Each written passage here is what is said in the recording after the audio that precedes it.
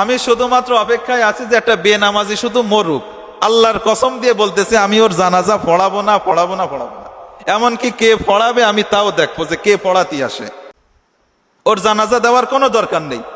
হয়তো ফুড়ায় ফেলাবেন আগুন দিয়ে, আর না হলে উল্টো করে পুঁতে রাখবেন, যাতে গন্ধ বাতাস বের না হয়। ওর জানাজা দেওয়ার কোনো দরকার নেই। কারণ আল্লাহ নবী বলেন, মান তারাকা সলাতা মুতাআম্মিদান ফাকাদ কাফারা, যে ব্যক্তি ইচ্ছাকৃতভাবে এক ওয়াক্ত নামাজ ছেড়ে দিল সে কাফের হয়ে গেল। তা যে কাফের, ওর জানাজা লাগবে কি জন্য? জানাজা দেওয়ার কোনো দরকার নেই।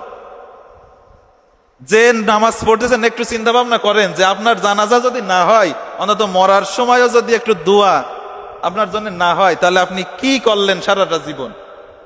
নামাজ না পড়ে কার ক্ষতি করলেন? যার ক্ষতি সেই করতেছেন আপনি।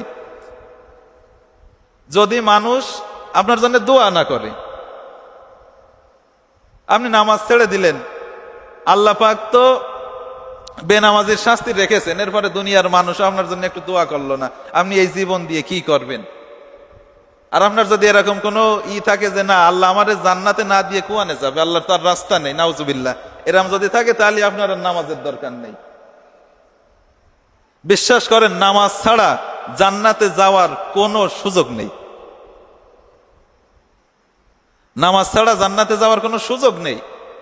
মিফতাহুল জান্নাতিস সালাহ, জান্নাতের চাবি হচ্ছে নামাজ।